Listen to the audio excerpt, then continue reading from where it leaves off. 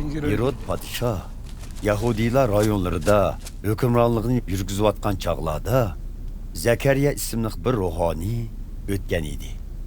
U ilgiriki ruhoniy abiya to'pig'i tava bo'lib, o'z navbati kelganda Yerusalimdagi markaziy ibodatxonada ishlatdi. Uning ayoli Elizabetmi tunji bosh ruhoniy Harunning avlodlaridan edi.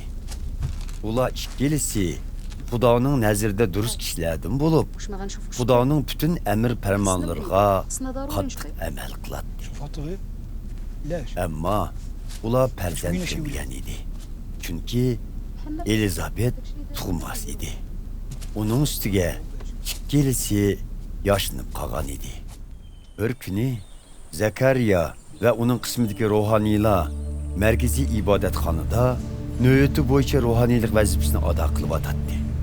Ular har kuni odati bo'yicha ibodatxonning muqaddas joyiga kirib, Xudoning huzurida isiriq silishga bir ruhoniy tanlash uchun chak tashlaydi. U kuni chak Zakariyaga chiqdi.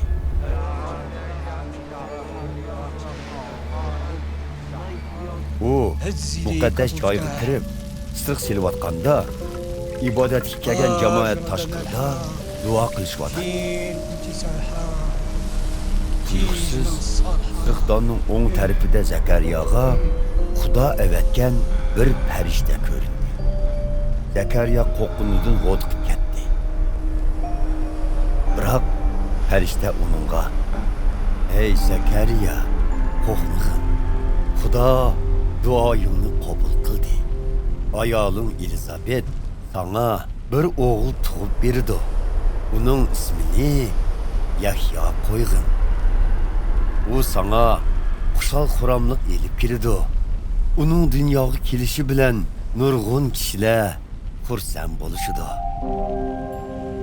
U Xudoning nazarida ulug' bo'ladi.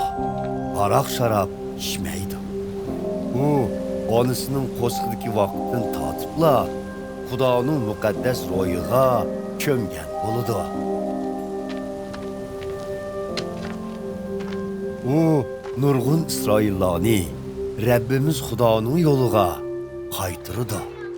U Xudo tarafidan xuddi İlyas payg'ambarga ato qilingandek ruh va kuch-qudratga to'lgan holda o'zidan keyin kelgan qutqizuvchidan avval avatilib, oti bilan bolaning munosabatini yengivashdan inoqlashtirib, Xudoga bo'ysunmaydiganlarni odillarning oqilona yo'llariga qaytirib, xalqni Rabbining xizmatini qilishga tayyor qildi, dedi. Men qerib qoldim. Ayolimning yeshimi bir yerga berib qolgan tutsa, bundaq bo'lishi mumkinmi? Men uni nimidan bilalayman? deb so'radi Zakariya farishtadan. Farishta: "Men Xudoning huzuridagi Jabroil bo'laman. Meni Xudo sana bu xush xabarni yetkazishga avatdi. Vaqt soati kelganda so'zlarim cho'qim amalga oshirildi. Biroq buningga ishonmaganliging uchun tiling tutildi. Bola tug'ilmog'icha zuvonga kelmaysan" debla ko'zdan g'oyib bo'ldi. Bu chaqda Zakariyani kutib turganlar uning muqaddas joyda nima uchun buncha vola kechikkanligini tushunmay hayron bo'lishdi. Ko'pchilik uning muqaddas joydan chiqib gap qila olmay, qo'llari orqali ishorat qilib maqsadini bildirganligidan uning muqaddas joyda biror g'oyibona alomatni ko'rganligini tushundi.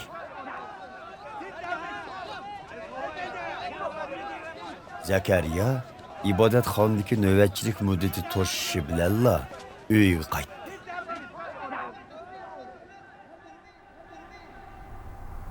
Darvaqa uzun o'tmay uning ayoli Elizabet homildor bo'lib, 5 oygacha talotuzga chiqmadi.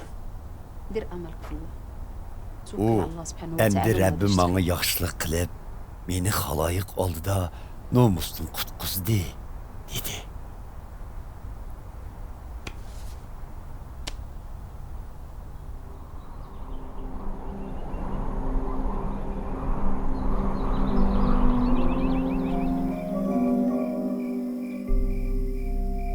Elizabet hamildor bo'lib 6 oy bo'lganda Xudo farishta Jabroilni Jaliliya o'lkasidagi Nosira degan shaharga Maryam ismli bir qizning peshiga avatdi. Maryam bilan Davud podshoning avlodidan bo'lgan Yusufning cheyi ishkizilgan edi.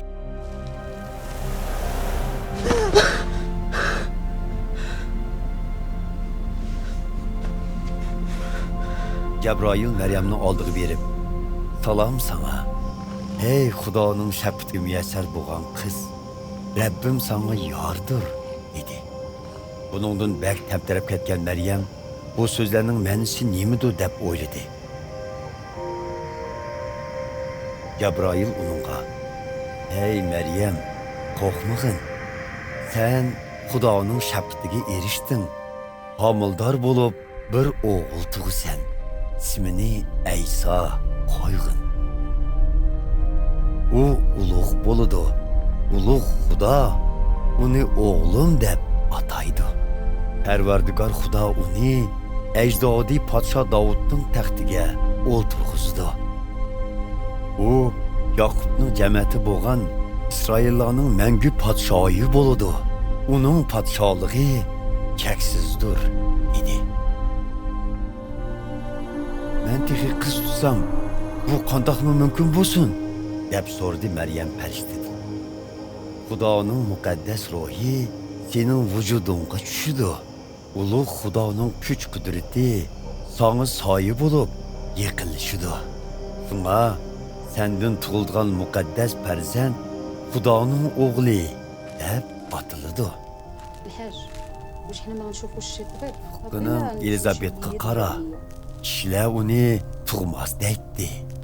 U hozir shuncha yoshlanib qolgan bo'lsa-mu, uning o'g'ilga qo'saq ko'tiginiga 6 oy bo'lib qoldi. Chunki Xudo qilolmaydigan hech qanday ish yo'q, dedi Jabroil. "Men Xudoning xizmatiga tayyorman, deganingizdek bo'lsin", dedi Maryam. Shuning bilan Jabroil uning yenidan